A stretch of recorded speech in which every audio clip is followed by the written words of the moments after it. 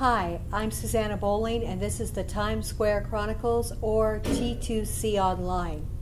We are at the Snapple Theater, the home of the longest-running off-Broadway musical, The Fantastics, and also the home of the longest-running off-Broadway play, The Perfect Crime. But what makes today so fabulous is that we are with one of the newest up-and-coming singer, songwriters, models, and promoters in New York City. Most people know her as Birdy. Some people know her as Jackie Lasdon. Today, we're going to introduce you to the two. You're the queen of downtown.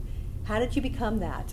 That's what they keep telling me. I honestly don't think that there is any one star of downtown, and I don't think that it's fair to claim that, but I certainly have a large group of friends downtown. I've been going out for years and years, and just by meeting people and staying present and being interested in all of the wonderful art and music and events going on downtown, I eventually established a name for myself, and hopefully I'm forging a home to support some of those artists. Now, you started off as an opera singer. Can you tell us about that? I started off when I was in middle school, I guess, maybe even younger, singing, and slowly got drafted into singing opera. And all up until college, I believed that I would sing opera, and I practiced, was classically trained, and my father always told me that it was very beautiful, but I should, in harsher words, cut the crap, and that my heart was truly in rock and roll. And so it was my father who finally brought me around, and, you know, of course, I was rebelling by singing opera, but I had no choice. There are a lot of artists today that are performance artists and people to emulate. Who would you say you look up to? Who would you like to be like? Who would I say I look up to? There are just so many artists that have influenced me throughout the years. There are not many people I can say in pop culture currently that I necessarily want to be like, but I'm inspired mostly by the glam rock era and the artists like David Bowie, and when I was a young child, my father exposed me to Rocky Horror and all of those things, which started to make me really feel the importance of self-expression through style. And that, combined with my love eventually of house music, is what taught me the way that music can bring absolutely everyone together for a minute on the dance floor, and those two things combined are really what inspire me more than any one specific person. Is there a route that you see your career taking?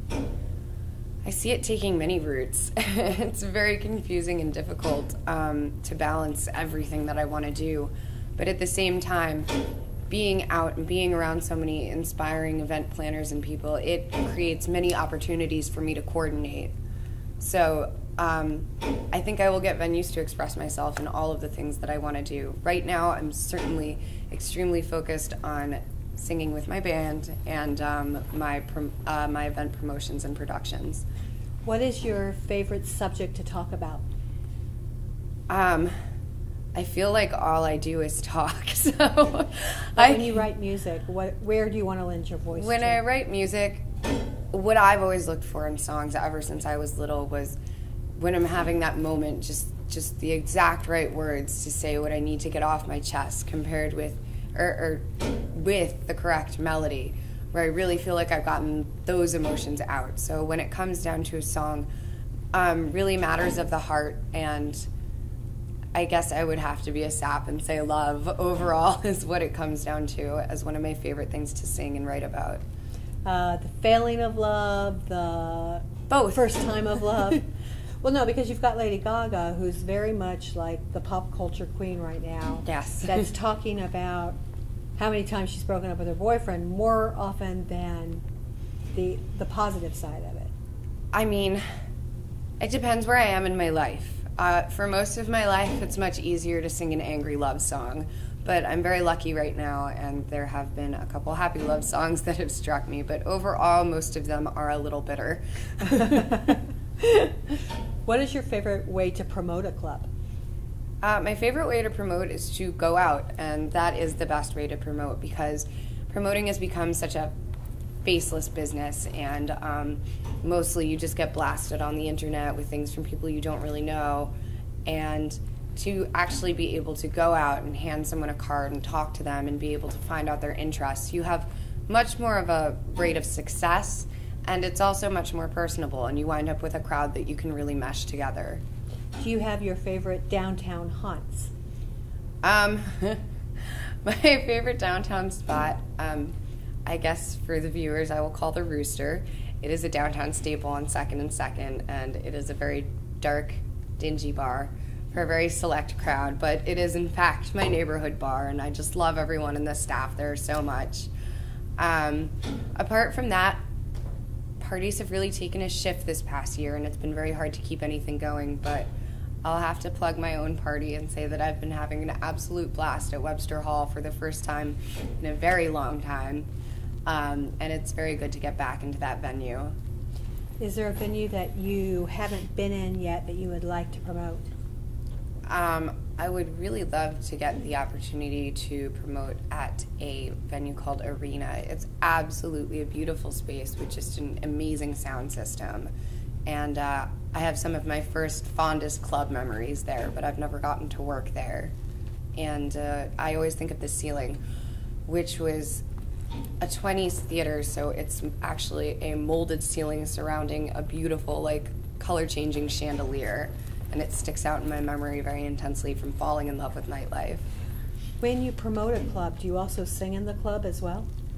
I have once or twice, but not for my weekly party. There is a party down at Les Poissons Rouge, and we actually had a New Romantics tribute night where I got to sing a Susie and the Banshees song, which is very near and dear to my heart. So that was one time I got to do that, but it's hard to get an event like that together just because organizing a band and organizing so many people takes a lot of work. You'd be surprised how much it takes to even get somebody at the door. So you promote events, you sing with a band, you write your songs for the band, correct? My father writes, and I help as much as I can, but he is the mastermind, and he actually is a wonderful lyricist as much as I fought him to work with him.